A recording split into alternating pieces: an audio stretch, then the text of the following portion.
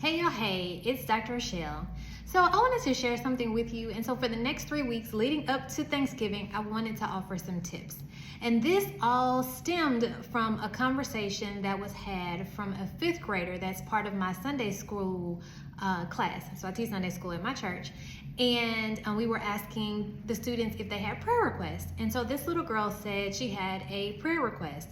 And her prayer request was for her younger cousin not to get in trouble so much because people think that what he's doing, his behavior is on purpose, not taking into account that he has autism.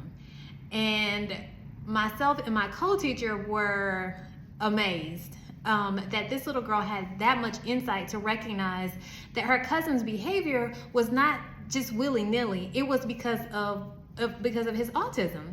And so one of the things that just kind of spoke to me was a lot of times when there are families that have children with disabilities, families don't really know what to do or how to handle, and sometimes parents may not share. And so, we make assumptions and judgments and, oh, this kid, he just needs a whooping, you just need to get him in line, or you're not doing enough, or whatever the case may be. So for the next 3 weeks leading up to Thanksgiving, I want to offer one tip a week, right? I know it can be a lot, so I just want to keep it simple.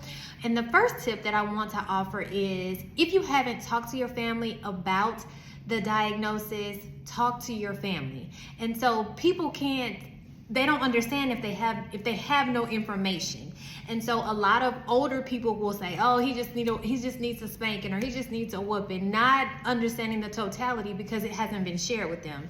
And so in sharing with them that your child has been diagnosed with this disability, make it clear to them what that looks like, right? And so I'm not going to go into specifics because every child with autism is different, and what that looks like is different for every child. But I would say explain to them what this child is doing and how that connects to them having autism. It's not that they're just acting bad.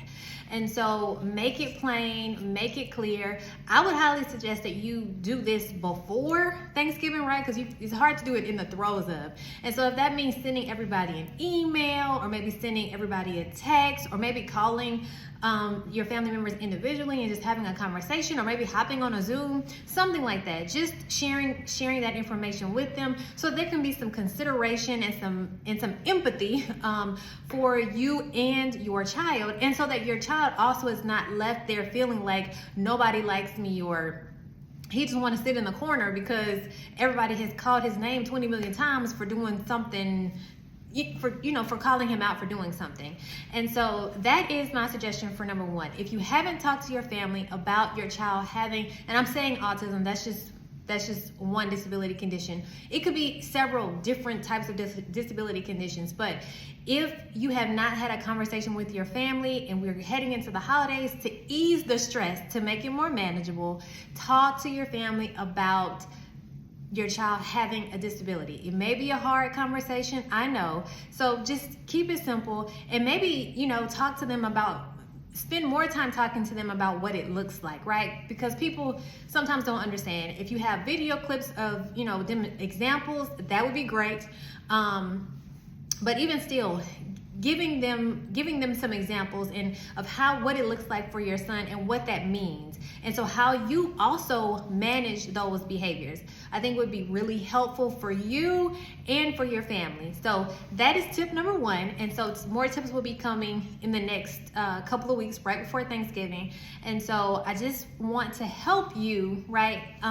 Help you help your child and yourself, so you're not stressed. All right, y'all, until next week.